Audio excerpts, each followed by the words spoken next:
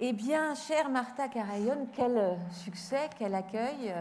Ça promet beaucoup pour notre discussion et c'est tout à fait réjouissant pour vous et pour ce livre Géographie des ténèbres qui est donc paru il y a quelques semaines et qui est d'une rigueur, d'une puissance, d'une profondeur assez hors du commun pour dire l'histoire de votre famille et pour parler de la Shoah roumaine, la Shoah par balle, qui est un sujet finalement, quand on vous lit, on se rend compte qui demeure assez méconnu.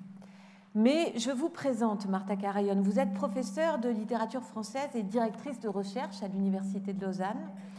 Vous avez écrit un certain nombre d'essais, dont Comment la littérature pense les objets chez Champvallon.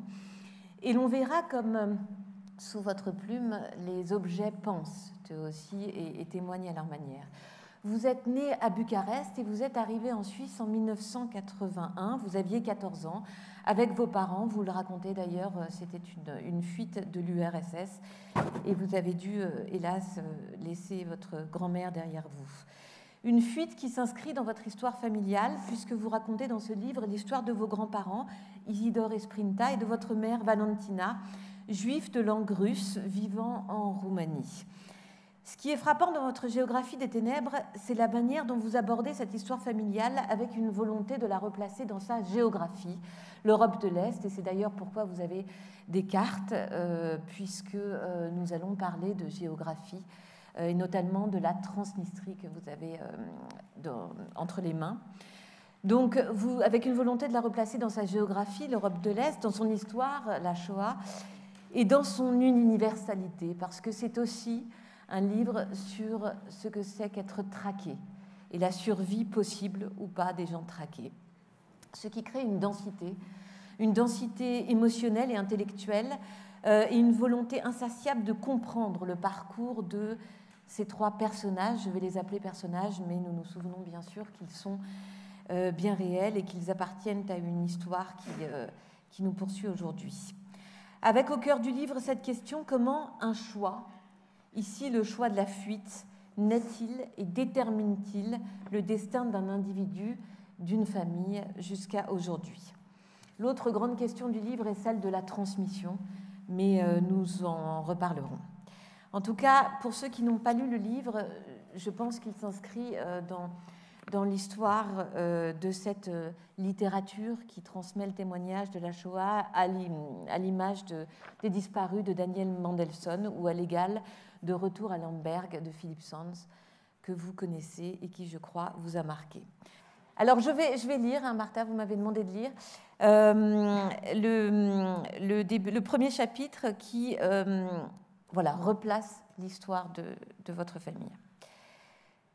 Ils sont nés durant la dernière décennie du XIXe siècle, dans la zone juive de résidence de l'Empire de Russie, au cœur d'un territoire que Roumains et Russes s'arrachent 4 fois entre les fins des deux guerres. Elle s'appelle Sprinta Ciobricer. Bien. Il s'appelle Isidore Berman. Ils sont juifs de langue russe, issus des milieux du commerce non pratiquants. Elle grandit en Bessarabie, au bord de la mer Noire, à Tchetatea Alba, à Kerman pour les Turcs, à présent Bilhorod Dnistrovski en Ukraine. Elle étudie à Odessa et à Vienne, travaille à Chisinau. Il est d'Odessa. Blessé pendant le pogrom de 1905, condamné à mort par les bolcheviks au début des années 20, puis gracié, il se réfugie en Roumanie à Galatie. Il s'y marie en 1926, met au monde Valentina, enfant unique l'année suivante. De 1928 à 1934, ils tentent leur chance à Paris. Isidore en est expulsé. Ils reviennent à Bucarest. À l'automne 1940, au moment où la montée des violences fascistes ne laisse plus d'illusions, ils partent en Bessarabie, tout juste reprise aux Roumains par les Soviétiques. Ils passent 9 mois à Chisinau. L'invasion des troupes allemandes et roumaines en juillet 1941 les précipite vers Odessa. Ils y arrivent avec la guerre, vivent les 2 mois de siège de la ville et sont déportés fin octobre, destinés au carnage de masse des rives du Boug. Ils se trouvent désormais en Transnistrie, ce lieu inventé, le temps de la guerre, pour servir à la Roumanie de laboratoire d'extermination ethnique, bande de terre de sinistre mémoire entre le Dniestre et le Boug, qui se donne Odessa pour capitale. Au printemps 1942, au bord d'une fosse, Isidore est fusillé. Valentina et Sprinta survivent, sauvés par 2 officiers roumains, se cachent sous une fausse identité dans la bourgade de Berezovka, plaque tournante de la déportation des Juifs de la Transnistrie du Sud. Au printemps 1944, elle fuit en sens inverse la retraite des Allemands et la déferlante de l'armée rouge. En août, la Roumanie pense raisonnable de changer de camp. Son passé fasciste s'efface de la mémoire officielle. Elles sont de retour à Bucarest à l'automne 1944. Leur expérience est discordante à tous égards. Valentina Berman attendra 40 ans et un nouvel exil vers l'ouest fantasmagorique pour raconter son histoire. Alors parlons justement de cette histoire, ce témoignage de Valentina qui est donc votre mère. Vous avez commencé à le traduire alors qu'elle était malade. Est-ce qu'on peut dire que ce livre, c'est aussi l'histoire de ce témoignage qui a pris du temps à advenir ? Alors certainement, ce livre, c'est l'histoire de ce témoignage qui s'est fait alors qu'elle avait 59 ans.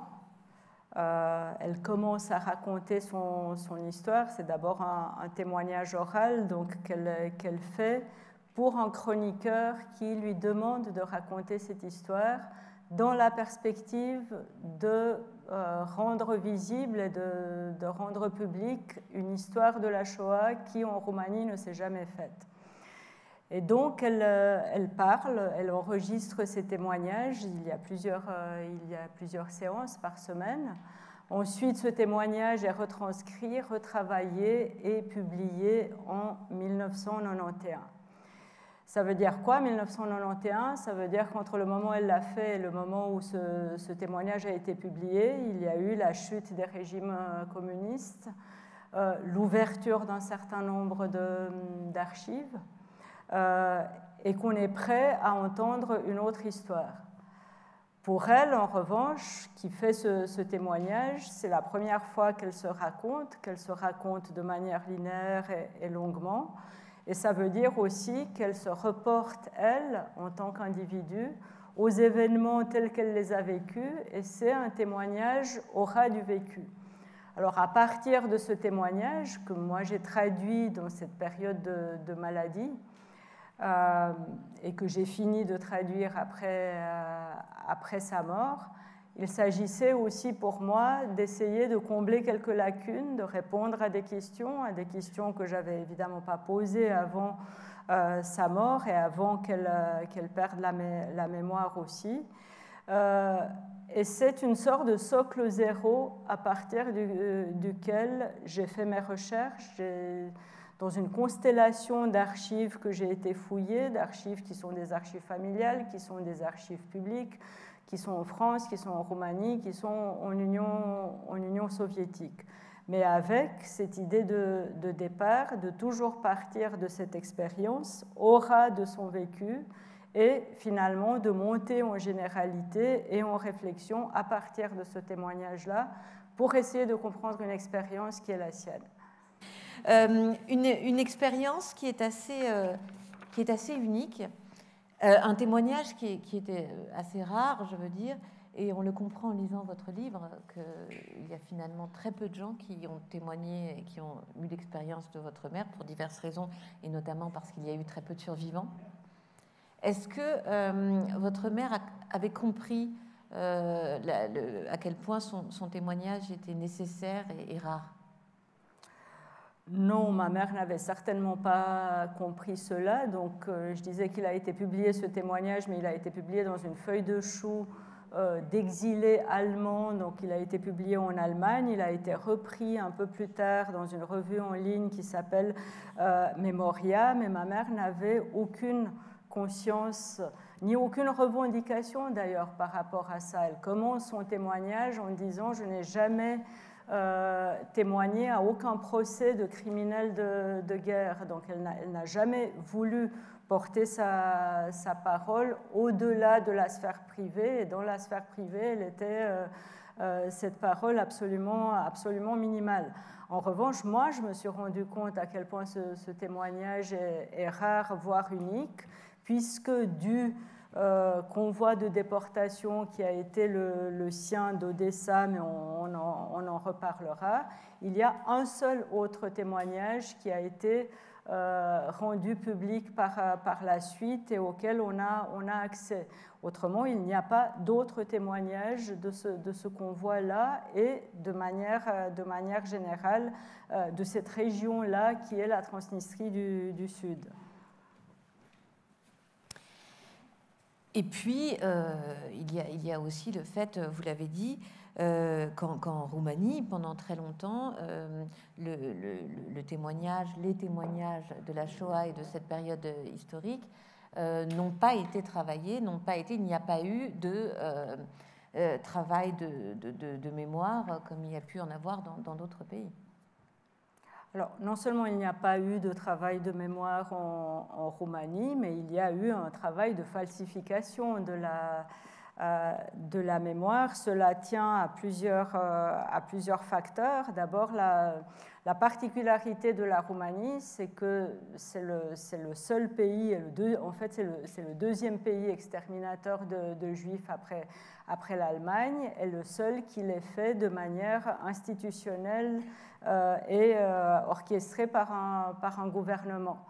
La deuxième particularité étant que tout le travail d'extermination et génocidaire a été fait hors des frontières roumaines, c'est-à-dire qu'on a déporté vers la Transnistrie toute une série de populations juives qui étaient en Bessarabie. On pourra reparler des cartes un peu plus tard. Mais qu'en revanche, les Juifs de ce qu'on appelle le Vieux Royaume, c'est-à-dire la Roumanie telle qu'on la connaît encore maintenant, c'est-à-dire le sud de la Roumanie, la Moldavie roumaine et le sud de la Transylvanie, ces Juifs-là ont subi toute une série de contraintes. Ils ont été forcés aux travaux de biens publics. Ils ont subi des confiscations. Ils ont été licenciés. Ils n'ont plus le droit d'exercer leur métier. Ils étaient programmés pour être déportés à Belzec, donc, qui était un camp d'extermination en 1942, avec une convention faite avec les Allemands. Et finalement, cette déportation n'a pas eu lieu. Et donc, ces Juifs-là, donc les Juifs du Vieux Royaume, ont survécu. Ça fait à peu près la moitié des Juifs de Roumanie. Ceux dont on s'est enorgueilli, disons, c'est devenu un argument en fait pour dire il n'y a pas eu de Shoah en Roumanie alors que l'autre moitié avait été bel et bien exterminée, ce qui est apparu à partir des premiers procès des criminels de guerre et dans l'argumentaire même de Ion Antonescu au moment où on lui demande ce qu'il en est des génocides. Ensuite, comme la Roumanie a tourné les armes contre les Allemands, étant alliée des Allemands jusqu'au 23 août 1944, et retournant, c'est l'expression officielle qui est utilisée, elle a retourné les armes contre les Allemands pour rejoindre les Alliés, alors que les Soviétiques étaient déjà en train d'entrer dans le pays et que la débâcle des Allemands était totale, il a fallu immédiatement changer de mythe national et produire une histoire qui était à la fois convenable pour cette Roumanie qui avait changé de camp et évidemment pour les nouveaux amis soviétiques qui vont rester en Roumanie jusqu'en 1958. Et vous racontez ces procès, c'est très impressionnant, comme finalement on désigne quelques officiers et puis le reste est amnistié en quelque sorte. Enfin, Alors, les procès qui ont eu lieu après la guerre, c'est-à-dire en 1945 et 1946, le plus important étant le procès de Ion Antonescu et de quelques autres, ils sont 24 à ce procès. Ce sont des procès qui ont été faits, organisés par ce qu'on a appelé à ce moment-là, ça a duré 2 ans, le tribunal du peuple. c'est-à-dire le tribunal du peuple étant mis en situation et en fonction d'exercer la justice des gens de la vie ordinaire qui avaient été des communistes de l'illégalité, et donc ils n'avaient aucune expérience du droit, de la justice, qui sont porteurs d'un discours déjà très idéologisé, ce qui fait que l'exercice de la justice a été immédiatement dénigré, et sur le long terme, puisque ça, on a encore ce type d'argumentaire-là de nos jours.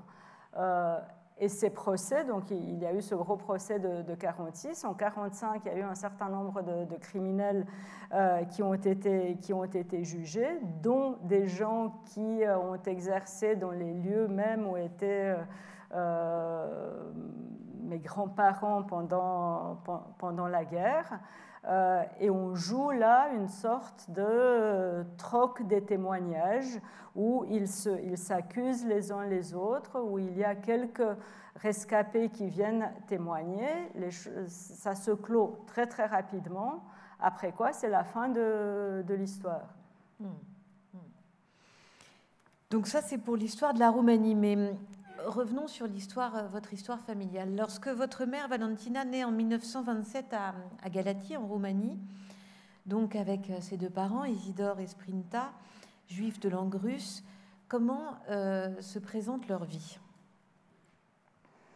Alors, donc ma mère est née en 1927, 1927 étant aussi l'année où s'institue la Légion de l'Archange Michel, c'est-à-dire la garde de fer, qui est une institution paramilitaire et politique d'extrême droite qui prône en fait l'action violente, un nationalisme de revendication orthodoxe. Ça, c'est l'un des événements. Il y a un antisémitisme incandescent en cours dans le pays, sachant que la famille sont fraîchement arrivés à cet endroit-là en Roumanie. Lui, Isidore, ayant fui au début des années 20 la guerre civile russe, ayant été condamné à mort par les bolcheviks, mais ça c'est une autre histoire. Et elle vient de Chisinau, donc la capitale de l'actuelle Moldavie, de ce qu'on appelait à ce moment-là la Bessarabie. Donc il s'installe là en espérant trouver une certaine prospérité, en espérant pouvoir travailler, lui comme commerçant, elle comme fonctionnaire dans une banque. Et très rapidement, il déchante de cette possible prospérité, et à la fin de l'année 1928, ils vont partir pour Paris et passer quelques années à Paris. Ce qui va être, on a l'impression pour votre mère, un âge d'or, puisqu'elle repensera ensuite aller à Paris lorsqu'elle vivra en URSS. Oui, c'est un âge d'or, c'est un âge rêvé. Il faut dire qu'elle est revenue de Paris, elle avait 7 ans, donc en tout cas pas l'âge d'évaluer les problèmes qui se posent à la famille. Elle se rêvait, elle se disait parisienne. Elle raconte qu'elle jouait au pied de la Tour Eiffel, sachant qu'elle habitait en fait la rue qui faisait l'angle avec le Veldiv. Et donc j'ai passé toute mon enfance, elle l'a raconté jusqu'à la fin de sa vie.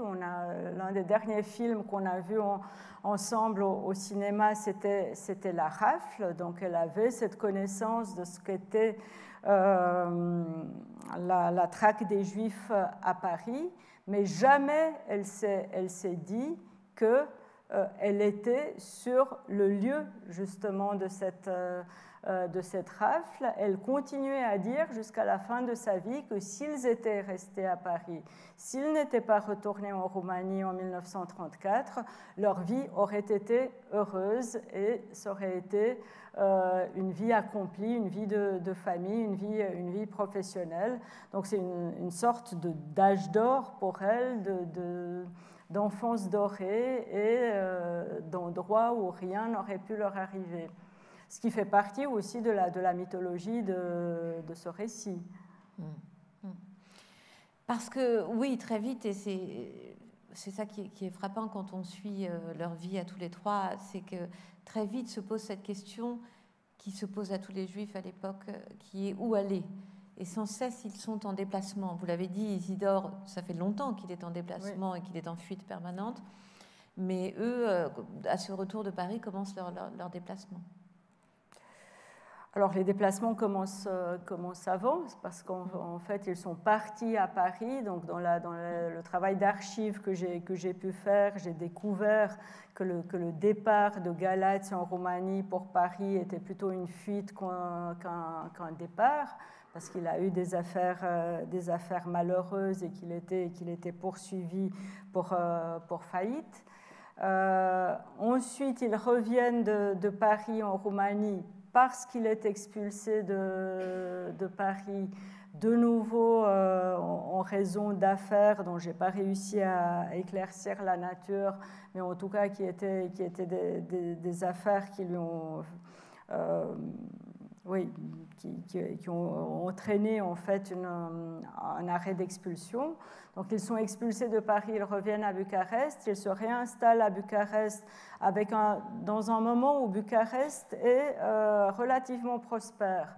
En même temps qu'une montée de l'antisémitisme et de la violence politique, il y a une certaine stabilité économique. Ils ont une petite période de prospérité jusqu'en 1938 où il y a ces 3 lois de révision de la citoyenneté qui font qu'ils vont perdre leur nationalité roumaine. Et à partir de là, et on le voit dans tous les journaux, dans les journaux intimes et dans les témoignages de l'époque, tout le monde se pose la même question, faut-il partir ou faut-il partir? Et cette question est obsédante. Et ils vont prendre la décision de partir en 1940, donc au moment où la Roumanie devient résolument fasciste et adopte les lois de Nuremberg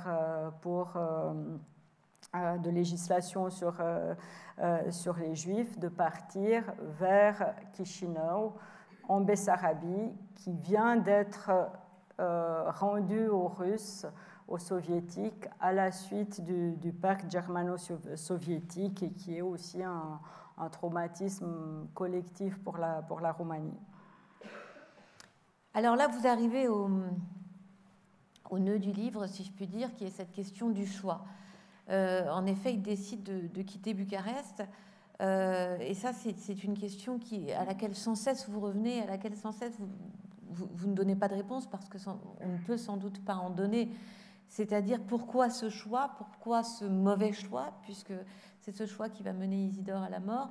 Et en même temps, vous montrez bien que c'était un choix logique. Bucarest est allié à l'Allemagne nazie. En effet, il fallait fuir.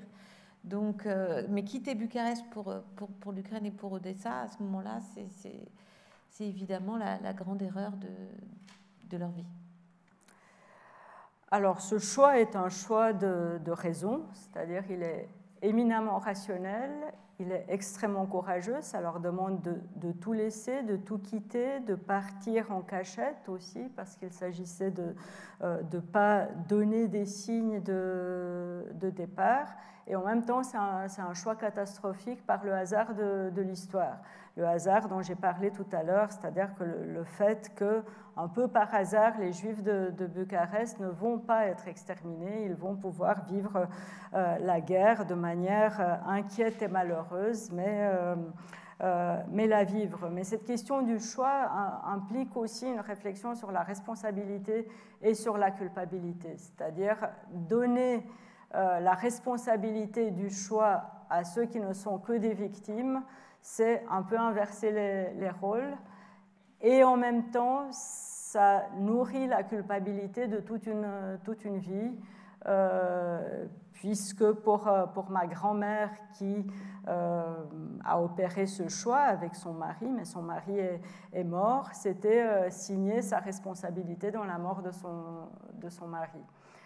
Et en même temps, la question du choix est une question permanente, c'est-à-dire dans une trajectoire de survie, à tout moment, à tout instant, se pose la question du choix, c'est-à-dire chaque geste qu'on fait, chaque mouvement, chaque parole est un choix. Il s'agit de choisir ses relations, il s'agit de comprendre les interactions qu'on a. Et donc le choix est une sorte de décision permanente de l'opération de survie. Et ça, c'est aussi un point qui m'a beaucoup intéressée, c'est de décrire ces choix l'un après l'autre. Il y a un moment donné où ils sont sauvés dans cette colonne de déportés parce qu'ils décident de parler à un officier roumain, ayant la chance de parler le roumain alors que les autres juifs d'Odessa qui sont déportés ne parlent pas le roumain, mais ils choisissent parmi tous les militaires qui sont là cet homme-là, parce qu'à un moment donné, ça leur semble une évidence que c'est lui qui va pouvoir faire quelque chose pour eux. Et en effet, cet homme va les sortir de cette colonne de déportés, les cacher, leur procurer des papiers, etc. Et là, la question du choix qui se fait dans l'immédiat, avec ce que ma mère va interpréter en termes de pressentiment et de miracle, mais qui est quand même une capacité à décider sur l'instant ce qui est bon pour soi, est vraiment une question à laquelle il faut essayer de répondre quand on réfléchit non pas au génocide, mais à ce que c'est qu'une trajectoire de survie. C'est étonnant que votre grand-mère soit sans cesse revenue sur ce choix, et en même temps, on le comprend, c'est le principe de revenir toujours à l'origine du nœud tragique, mais elle est, comme vous l'avez dit, ensuite elle fait des choix qui lui permettent de survivre et de sauver sa fille. Elle est une figure héroïque, on peut le dire, dans l'histoire que vous racontez. Et pourtant, elle était habitée toujours par ce regret profond d'avoir fait ce premier choix avec Isidore. Alors c'est en tout cas ce que disait ma mère, parce que moi, disons, j'ai connu ma grand-mère jusqu'à l'âge de 14 ans, elle ne m'a jamais parlé d'aucun de ces événements. Elle ne m'a jamais parlé de son mari, elle ne m'a jamais parlé de sa vie. En revanche, le discours de ma mère est très très clair sur cette question-là. Et il intériorise aussi cette culpabilité qui va revenir à de nombreuses reprises pour d'autres décisions qui seront prises plus tard. Il y a un deuxième choix dans cette trajectoire-là, c'est qu'à un moment donné, donc, elles sont sorties, on les sort de cette colonne de déportés, on cache les deux femmes et on renvoie à Odessa le mari Isidore.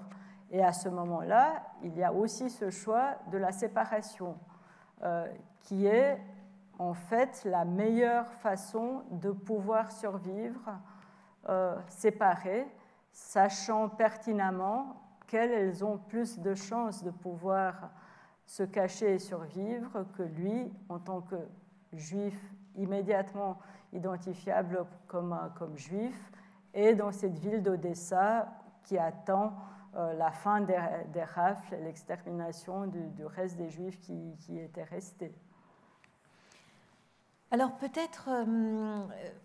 arrêtons-nous peut-être à ce moment-là de votre témoignage et allons sur cette géographie, ces terres de sang, racontées par Timothy Snyder, l'historien que vous citez dans votre livre, et qui a appelé ça les terres de sang. Entre 1933 et 1945, dans cette région, entre la Pologne, l'Ukraine, les Pays-Baltes et la Roumanie, 14 millions de personnes sont assassinées par les nazis et les soviétiques. Pas une de ces victimes n'était un soldat en service. Et le centre névralgique, c'est l'Ukraine, n'est-ce pas? Et c'est la Transnistrie. Comment vous avez abordé cette géographie-là? Et est-ce que c'est avec ces chiffres en tête aussi que vous avez voulu avoir cette approche géographique avant toute chose? Alors, le livre de Timothy Snyder est tout à fait passionnant et éclaircit un certain nombre de questions qu'on peut se poser sur ces régions-là, en imbriquant aussi la question, l'histoire du nazisme et l'histoire du communisme, ce qu'il est indispensable de faire si on veut faire une historiographie de la Shoah dans ces régions. Pour ce qui est de la géographie, il m'a fallu, et vous avez les cartes devant vous, tout simplement, de même que j'ai fait cette espèce de notice nécrologique qu'on a lue et qui est au début du livre, faire en fait éclaircir ces territoires, sachant que ces régions dont je parle changent 4 fois en fait d'appartenance nationale entre la fin de la Première Guerre mondiale et 1944. Peut-être juste pour dire 2 mots de ce territoire qui s'appelle la Transnistrie et qui n'est pas exactement la Transnistrie qu'on connaît actuellement, qui est ce territoire séparatiste de la Moldavie. Donc la Transnistrie est cette bande de terre qui est encadrée par la mer Noire au sud et par deux rivières, 2 fleuves qui sont le Dniestre à l'ouest et le Boug à l'est. Transnistrie voulant dire par-delà le Dniestre, au-delà du Dniestre. Le Dniestre étant cette rivière par-delà laquelle on veut envoyer les Juifs justement de Bessarabie et de Bukovine pour en faire un endroit de nettoyage ethnique.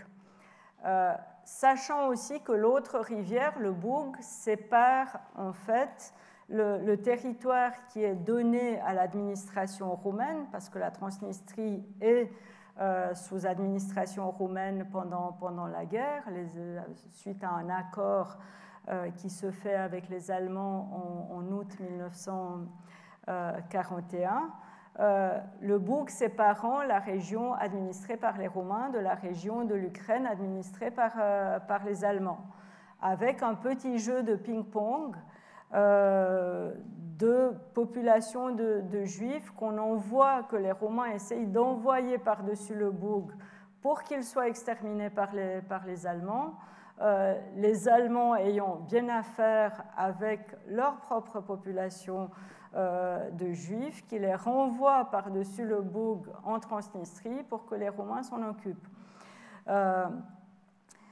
Ça, c'est la situation pendant la guerre. Maintenant, si on revient à la question plus large de l'histoire et de la géographie, si ce territoire est si chaotique et disons, les tueries aussi difficiles à maîtriser, c'est aussi parce que ça entre dans une histoire de tuerie qui commence en somme en 1905 avec les premiers mouvements révolutionnaires et les premiers pogroms de 1905, qui se continue ensuite au moment de la Révolution russe avec toute la guerre civile, les mouvements nationalistes ukrainiens, les Russes blancs, les Rouges qui se disputent des territoires et qui exécutent leurs ennemis, mais avec disons, un processus de pogrom extrêmement intense et qui a été considéré d'ailleurs par les historiens comme une sorte d'entraînement pour ce qui va se passer pendant la guerre. Ensuite, il y a les famines de 1933 commanditées par Staline. Tout ça donnant ces chiffres de civils tués par les 2 camps fascistes et communistes sur une période d'une dizaine d'années. Alors, dans votre livre, beaucoup de choses, beaucoup de faits, beaucoup de massacres apparaissent méconnus au grand jour de cette Shoah par balle. Hein, vous citez vous aussi l'expression, et elle prend évidemment une dimension dans votre livre terrifiante, puisque vous racontez les massacres qui ont lieu et cette Shoah où finalement la population ukrainienne, roumaine, tue les Juifs les uns après les autres. D'abord on les dénude et puis ensuite on les tue, avec une répétition du massacre qui est absolument terrifiante. Par exemple, vous parlez du massacre de Bogdanovka, auquel votre famille a échappé, où l'on tue plus de 54 600 Juifs. Et un par un, comme ça, on creuse des fosses et on les tue. Vous dites d'ailleurs aujourd'hui qu'il y a une plaque qui a été barrée de croix nazies et d'inscriptions antisémites. Mais vous-même, vous me disiez que quand vous avez écrit ça dans votre livre et quand vous avez fait les recherches qui ont permis de nourrir ce livre, il y avait des moments où c'était insoutenable. Alors, comme je disais tout à l'heure, je suis partie de ce récit zéro et de ce récit d'expérience. Avec le récit finalement heureux du sauvetage de ma mère et de ma grand-mère, et avec la certitude qu'elle exprime dans ce récit qu'ils allaient vers la mort. Et une question qui a été après ce document zéro, peut-être la question zéro, de m'interroger sur l'endroit où ces gens se sont rendus une fois que cette famille a été extraite, exfiltrée du convoi. Et donc, les recherches m'ont menée, d'ailleurs assez rapidement, parce que c'est l'un des endroits de massacre les plus fournis, les plus peuplés de cette période-là, ce charnier de Bogdanovka. Alors, qu'est-ce qui s'est passé à Bogdanovka? On y a acheminé les Juifs d'Odessa raflés à l'automne, donc entre octobre et novembre 1941, plus des Juifs qui venaient de Bessarabie, roumaine, avec un total de 68 000 personnes qui y sont à la fin 1941, en novembre 1941. Très rapidement, commencent à mourir des gens du typhus et du froid, il fait jusqu'à moins 30 degrés. Bogdanovka étant un ancien sovkhoz, c'est-à-dire une ferme collective soviétique, et ce sont environ 50 porcheries. Donc on y entasse tous ces juifs, il n'y a pas la place pour tout le monde, avec interdiction de distribuer de la nourriture. Et fin de l'année 1941, il s'agit de se rendre à l'évidence que l'épidémie est en train de se répandre, arrive l'ordre d'exterminer ces juifs et on organise l'extermination. Et là, il y a des témoignages qui sont des témoignages très précis, parce que de ces 54 000 personnes qui sont mortes, il y a eu 200 personnes qui ont été choisies pour servir de ce qu'on appelait des Sonderkommando dans les camps d'extermination, c'est-à-dire des gens suffisamment forts, physiquement encore en forme, pour traiter les cadavres. Sur ces 200 personnes qui traitaient les cadavres, 16 sont restées en vie et ont pu venir témoigner. Le massacre s'est fait dans un ravin avec une organisation en fait, disons, extrêmement logique. On faisait alterner les gros et les maigres, on mettait de la paille au milieu et on mettait le feu. Un feu qui a brûlé de décembre jusqu'au mois d'avril. Les tueries proprement dites ont duré du 16 décembre au 8 janvier avec une interruption à Noël et à Nouvel An pour fêter, pour les fêtes et avec des prêtres qui sont venus bénir les lieux. Alors, la question se pose, j'ai voulu savoir ça et j'ai voulu le savoir jusqu'au bout, avec ce que ça a d'insoutenable de le savoir, mais aussi avec la conscience. Et c'est l'un des auteurs qui m'a guidée en fait dans ce travail, même si les lieux et les événements ne sont pas les mêmes, c'est Ritipan avec un livre qui s'intitule L'élimination et qui dit, lui, voilà, les morts sont morts, finalement les bourreaux ont gagné parce que les bourreaux ont pu continuer à parler. En revanche, il y a un travail qu'on peut faire qui est le travail de compréhension et le travail de recherche, qui n'est pas un travail de consolation. Et ça a été important pour moi. Je n'ai pas cherché la consolation à travers ce livre, je n'ai pas non plus cherché à exhiber de manière complaisante en fait des histoires de massacres, mais j'ai cherché à savoir dans le détail ce qui s'est passé, avec évidemment les moments de découragement, voire d'interruption de lecture au moment où ça devenait insoutenable.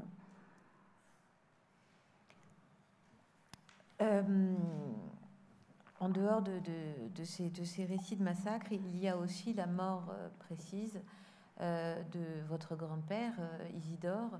Ce qui est assez rare dans les témoignages de la Shoah, c'est que votre mère sait pertinemment comment il est mort, grâce à quel moment et qu'est-ce qu'il a fait les semaines précédentes, grâce à cette paysanne qui raconte la manière voilà, dont pendant quelques semaines il a réussi à aider ceux qui les entouraient, les juifs qui étaient condamnés à la mort autour de lui jusqu'à sa propre mort.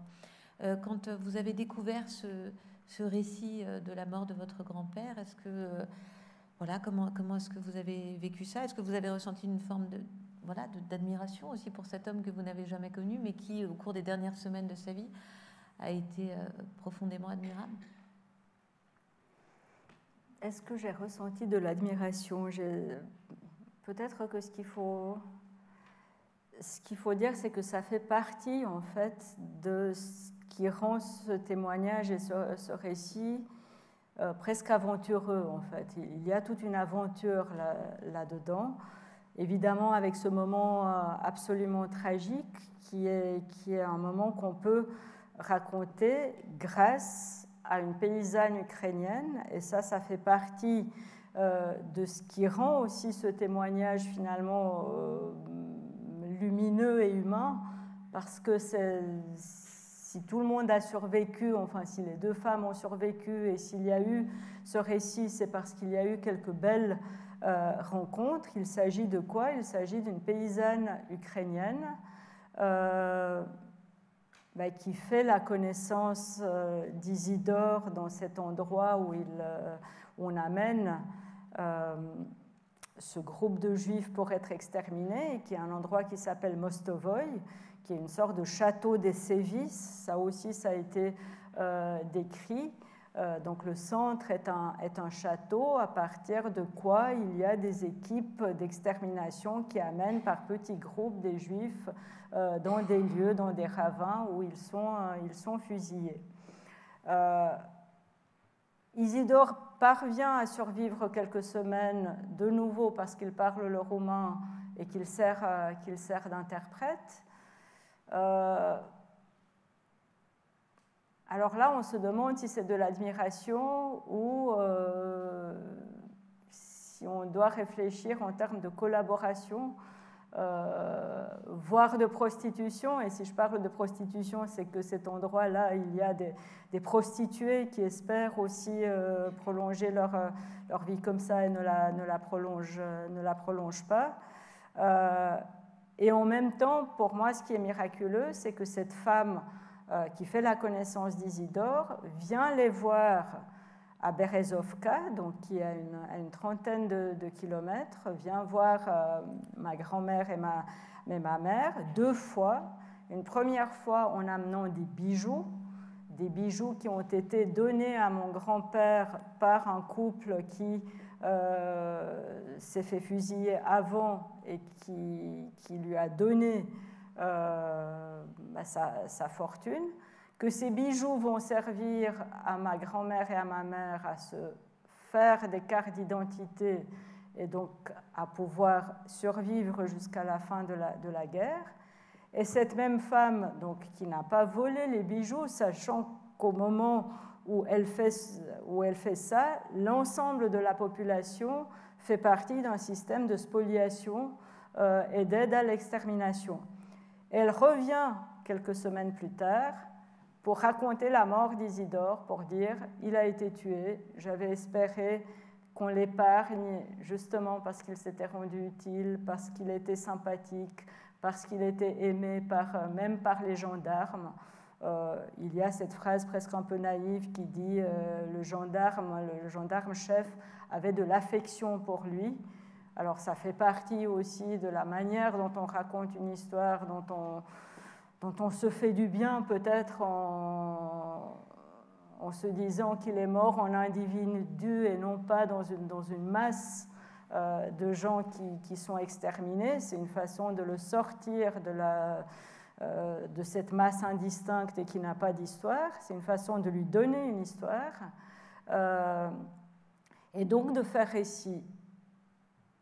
Et donc l'admiration que j'ai est peut-être une admiration un peu diffuse de la possibilité dans ces circonstances-là d'avoir une interaction humaine qui soit une interaction authentique et qui compte en même temps et qui est un pari pour l'avenir parce que ces bijoux ont effectivement servi à pouvoir construire un futur alors qu'il n'y en avait pas.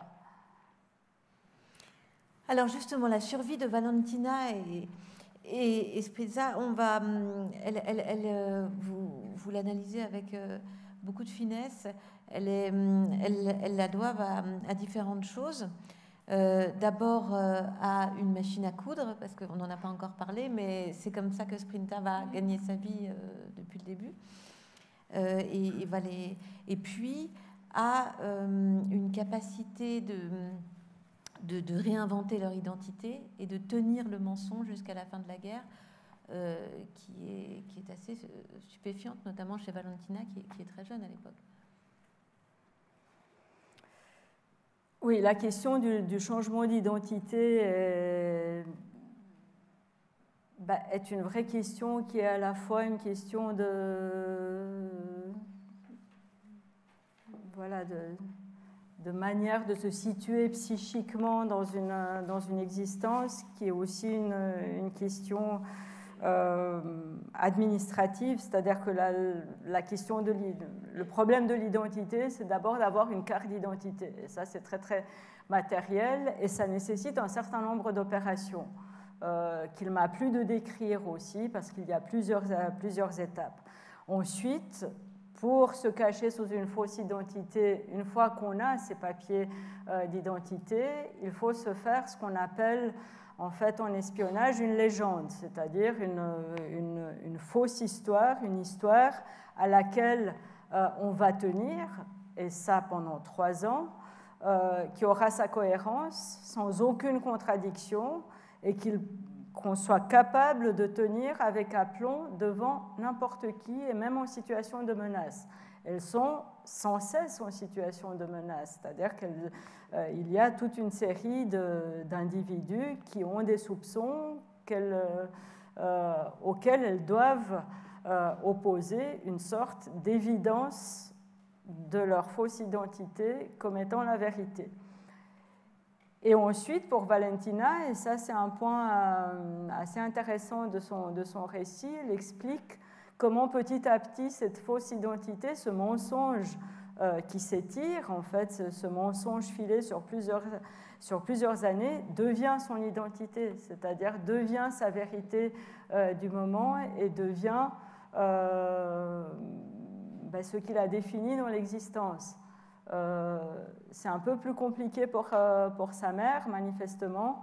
Il y a un épisode, par exemple, où elle dit qu'elle commence à aller à l'église pour donner le change, et en même temps, elle finit par le faire parce que ça lui est nécessaire.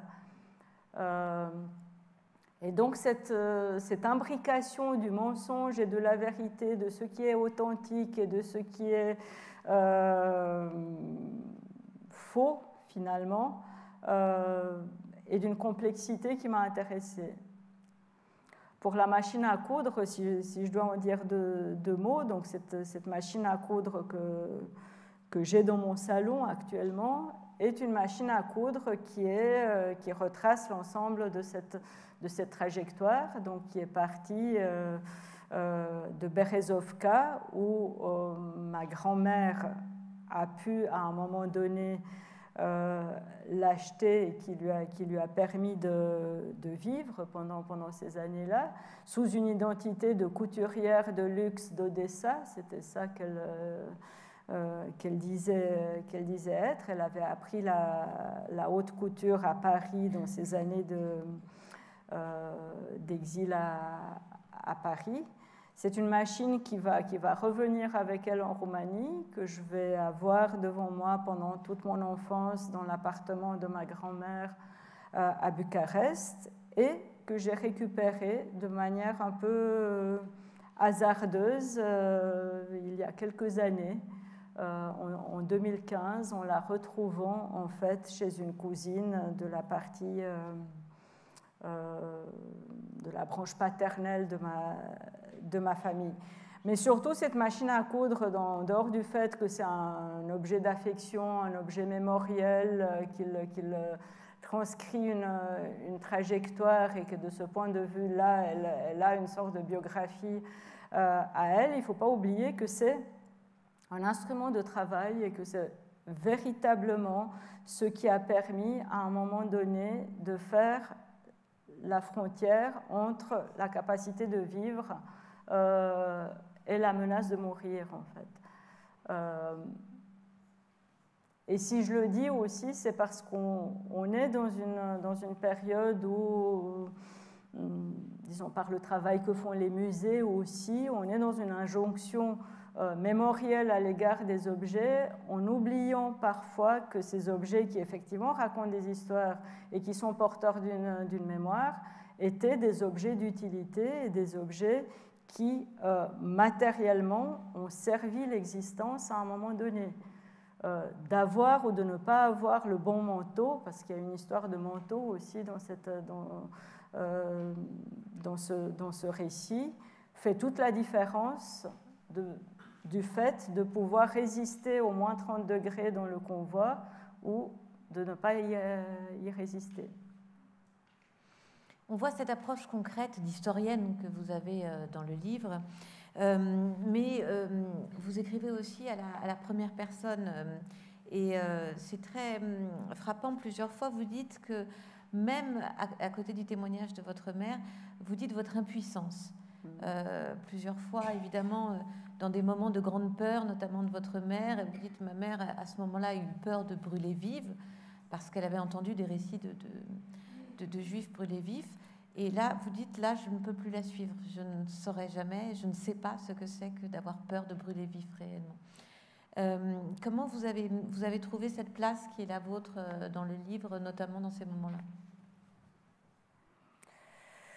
Oui, ça pose la question de la restitution d'une expérience. Je disais au début que je suis partie de son expérience et que tout le travail d'archives que j'ai fait, de documentation, je l'ai fait à partir de ces éléments qui étaient donnés dans le récit et que je n'ai fait qu'amplifier ou, disons, essayer de suivre des fils à partir de là. Ça veut dire aussi que j'ai fait énormément de lectures, que j'ai été nourrie par ces lectures et que ces lectures, parfois, m'ont permis d'approcher cette expérience au moment où ce qu'elle racontait était lacunaire, ou à des moments où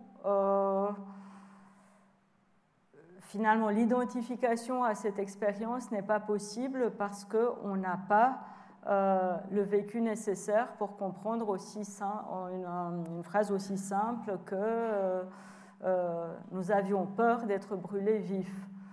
Parce que si je la comprends rationnellement, cette peur-là, je ne peux pas l'identifier comme étant mienne. Donc comment je me situe? Je me suis située, disons, un peu par ce que je sais faire, c'est-à-dire en faisant appel à des textes qui m'ont aidé. Il y a des textes qui ont été plus importants que d'autres. Par exemple, les textes de Vassili Grossman sur l'Ukraine. L'Ukraine sans les Juifs, mais aussi son texte au moment où il arrive à Treblinka et il foule le sol de Treblinka. Ce sont des textes qui permettent en quelque sorte, si ce n'est d'approcher cette expérience qu'il n'est pas possible finalement de vivre soi-même, en tout cas de comprendre quelque chose. Et ça fait partie de ce travail de compréhension. Pour la région qui m'intéresse, il y a aussi le texte d'Appelfeld, Histoire d'une vie. Donc lui étant déporté donc de Tchernowitz, en Transnistrie, il y perd ses parents. Et ce qu'il raconte me permet d'approcher ça. C'est Charles Delbo qui dit dans son texte sur Auschwitz, essayez de regarder, essayez pour voir. Mais le fait d'essayer signe aussi la limite justement de ce regard, où à un moment donné, il y a forcément une altérité qui s'institue. Et qui est effectivement un aveu d'impuissance, mais qui est aussi le moment où on approche peut-être de très près ce qui a été vécu. Peut-être une dernière question avant de laisser la place au public qui, je suis sûre, a des questions, mais vous parliez d'Auschwitz, on vient de célébrer les 80 ans de la libération d'Auschwitz, et on a entendu et vu qu'il y a de moins en moins de rescapés de la Shoah qui témoignent. À côté de ça, actuellement, la dernière présidentielle en Roumanie, c'était le représentant de l'extrême droite qui a gagné haut la main. Bon, maintenant, on découvre que peut-être pas tout à fait dans les règles. Mais est-ce que ce sont ces différentes raisons historiques et politiques qui ont fait que vous avez aussi voulu écrire ce livre ? Alors, je pense que c'est en tout cas la raison pour laquelle je l'ai écrit de cette manière-là, c'est-à-dire en me donnant quand même, en dehors de la restitution d'un témoignage familial, personnel, individuel, un objectif d'historienne, c'est-à-dire de raconter un pan de la Shoah qui est méconnu, qui n'a jamais intégré la mémoire collective, en tout cas pas la mémoire occidentale, mais la mémoire en Roumanie non plus, où au contraire on a beaucoup fait pour falsifier, minimiser l'histoire. Donc c'était important pour moi de le faire dans ce sens-là. Par rapport à Auschwitz, bien sûr, il y a de moins en moins de survivants, voire plus du tout. On arrive à un moment où on va commencer à raconter les histoires autrement. Mais ce que je trouve intéressant du point de vue intellectuel, parce qu'en même temps c'est tout à fait effarant, vous parliez du candidat d'extrême droite en Roumanie, on peut voir des films où il scénarise les discours de Ion Antonescu pendant la guerre, c'est-à-dire qu'il se donne, il reproduit en fait les postures corporelles et il reproduit les discours à l'identique. Et cela est diffusé sur TikTok et ça rencontre un maximum d'adhérents, puisque c'est le personnage qui est arrivé en tête des élections présidentielles au premier tour avant que l'élection soit stoppée. Donc c'est vraiment le moment d'avoir une sorte de prendre position en tant qu'historien et peut-être de fournir ce que la Roumanie n'a jamais eu, puisqu'elle n'a pas eu une culture du témoignage de la Shoah, de fournir quelques témoignages, en dehors en fait du travail des historiens, de fournir des histoires. Parce que ces histoires n'ont jamais été racontées. Et ça, c'est peut-être une des grandes fractures entre l'Europe occidentale et cette Europe de l'Est-là. Alors, avant que nous ayons une verrée pour célébrer cette rencontre et que Martha vous signez vos livres, est-ce que vous avez quelques questions pour Martha Karayan? Une question. Quelle est la part des fascistes roumains dans les massacres? Merci. Quelle est la part des fascistes roumains dans les massacres par rapport aux Allemands? Parce qu'il y a une mise en cause qu'il faut faire de ce fascisme roumain qui s'est tué et dont l'histoire est falsifiée, en effet. Alors, dans toute cette région qui est la Transnistrie, les Roumains étaient totalement responsables des massacres. Ce qu'ils ont fait, parce que ça c'est donc justement autour de cette bourgade de Mostovoï où est mort mon grand-père, ils ont beaucoup délégué les massacres à ce qu'on appelait les Volksdeutsche, qui étaient les Allemands ethniques de cette région-là. Il y avait beaucoup de villages d'Allemands ethniques qui s'étaient organisés en commando en fait d'extermination, qui avaient été formés par les SS, mais disons la délégation de la mission d'extermination était de la responsabilité des Roumains. Ce qu'il faut peut-être dire, parce que c'est un point important, c'est que en Transnistrie, et Berezovka, qui est l'endroit où s'est cachée ma famille, était le lieu de cantonnement militaire et le lieu aussi de distribution des convois de juifs vers les lieux d'extermination. Cantonnement aussi bien des troupes armées, donc de l'armée régulière, que des gendarmes. Et c'était les troupes de gendarmes qui étaient responsables des convois de juifs, des déportations et de leur extermination, alors que l'armée, en principe, disons, elle était à la fois consentante et présente et n'était pas impliquée dans les massacres.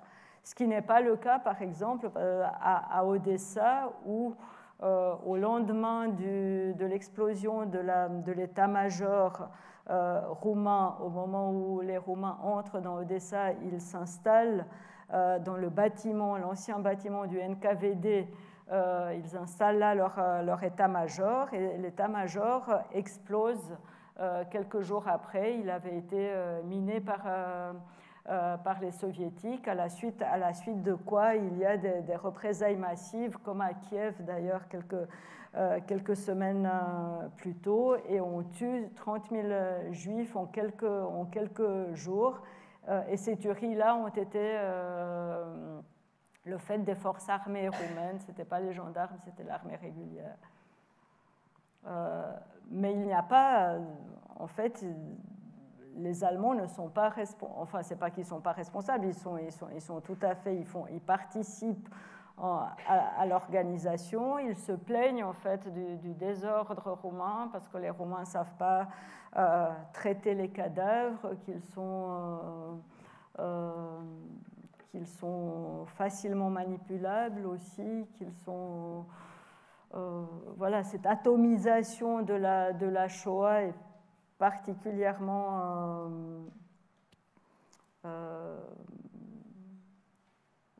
oui, la Roumanie, elle organise la Shoah à sa manière particulière, qui est désordonnée, atomisée, et elle est le fait aussi de chefs ponctuelles d'ordre qui viennent de Bucarest, d'ordre qui viennent du gouverneur de la Transnistrie. Donc il y a une sorte de grand chaos en fait dans cette entreprise-là, mais c'est une responsabilité entièrement roumaine.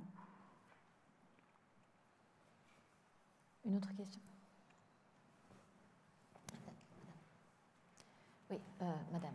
J'aurais une question. J'ai une question par rapport à Appelfeld, dont vous citez l'œuvre. Et malgré la noirceur, il y a chez lui des personnages de juste. Et il me semble qu'il y en a eu qui ont sauvé la vie de qui ont aidé votre grand-mère et votre mère à survivre. Est-ce qu'on les sent dans votre livre que je n'ai pas lu? Ah oui, on fait plus que les sentir, parce que le lieutenant qui a sauvé la famille, donc qui les a sortis de ce convoi et qui leur a procuré ses premiers papiers d'identité, on va le retrouver de manière assez surprenante.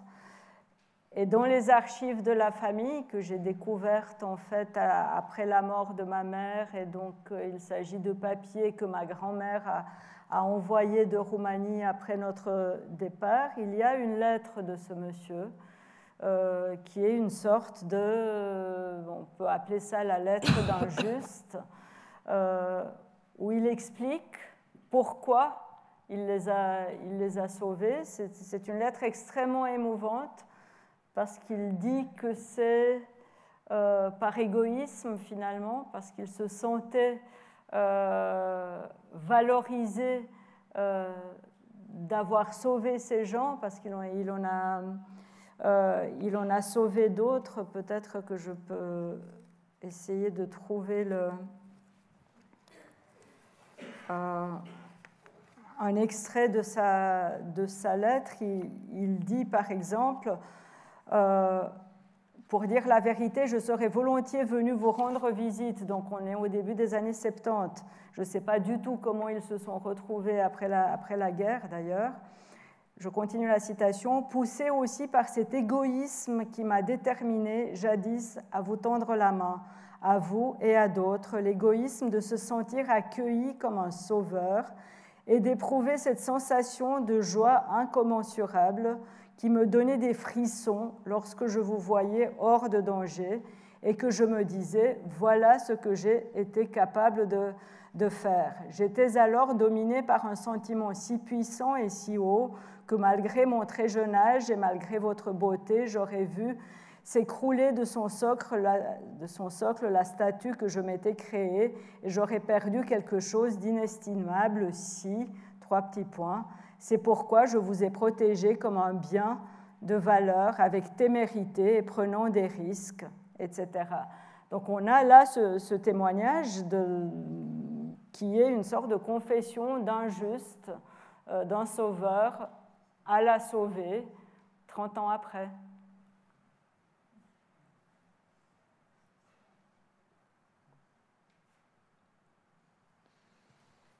Une dernière question peut-être? Oui, madame. Attendez le micro. Oui, merci. C'est bien? Ça marche? Je voulais surtout vous féliciter avant tout parce que on a beaucoup parlé de l'histoire familiale dans ce livre ce soir, mais on l'a signalé, mais je pense que ça va beaucoup plus loin, le livre, beaucoup au-delà. C'est vraiment un travail d'archives absolument incroyable et touche les sujets les plus importants de cette histoire. C'est un livre très, très important. Je voulais aussi signaler le langage qui est absolument merveilleux dans le livre. C'est vraiment sublime. Et c'est un grand livre, c'est très difficile à lire, c'est très dur. Et je suppose que le procès d'écriture était aussi assez dur, assez difficile, même si on reste dans le rationnel et on essaye de travailler comme intellectuel sans mêler les sentiments. Mais à part ça, il y a deux petites choses que j'ai notées que j'aimerais partager avec vous. Parce que c'est la page 16 où c'est écrit « Le récit de Valentina doit servir à ébranler l'histographie nationaliste ». Et j'aimerais corriger, pas corriger, mais j'aimerais proposer que c'est le récit de Martha Carayon qui a servi à ébranler l'historiographie nationaliste, communiste et post-communiste, a rétabli une vérité, positionné le témoignage en acte de mémoire et surtout en acte politique. Et je pense que c'est le point le plus important du livre. J'aimerais savoir si vous êtes d'accord. mais il y a encore une autre petite question que j'ai. Vers la page 270, il y a deux lignes qui m'ont touchée très profondément, où dit la culpabilité de Sprinta, submergée par la honte d'être en vie et la colère de voir les autres si normalement vivants et légitimes de l'être.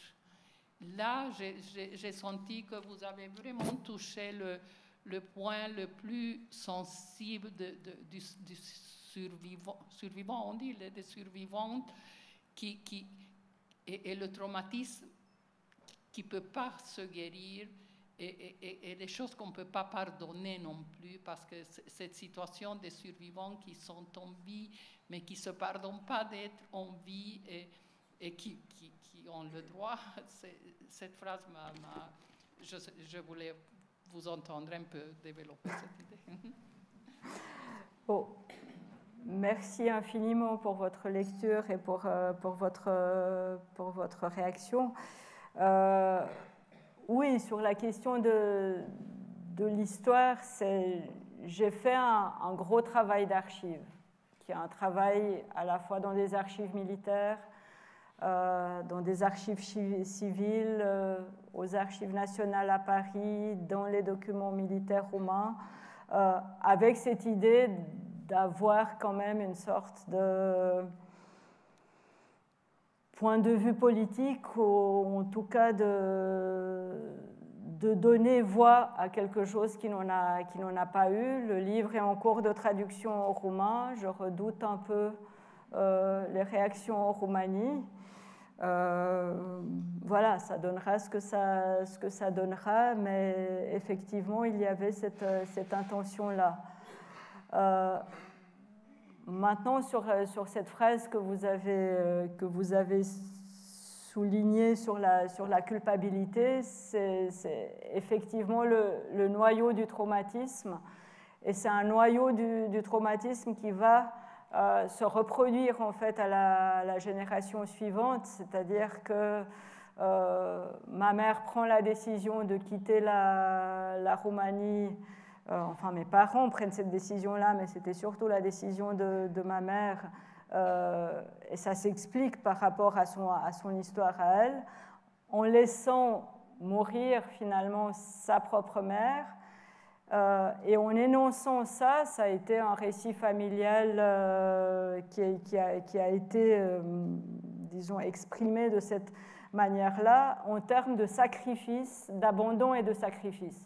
C'est-à-dire que je sacrifie une existence, celle de ma mère, qui est une existence qui touche à sa fin, pour pouvoir sauver l'enfant qui était moi, pour offrir en fait une vie hors dictature à la génération suivante.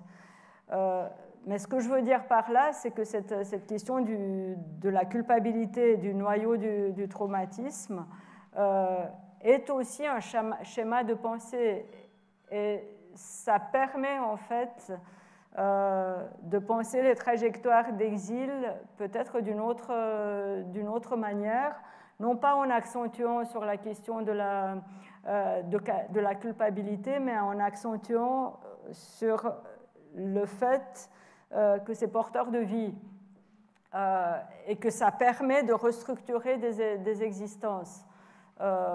Et ce livre est aussi un livre sur les schémas qui se répètent, et qui se répètent de génération en génération. Voilà. Eh bien, merci beaucoup, Martha Carrion, pour cette rencontre et pour ce livre extraordinaire. Je crois que vous allez signer là-haut et retrouver vos lecteurs. Merci à vous.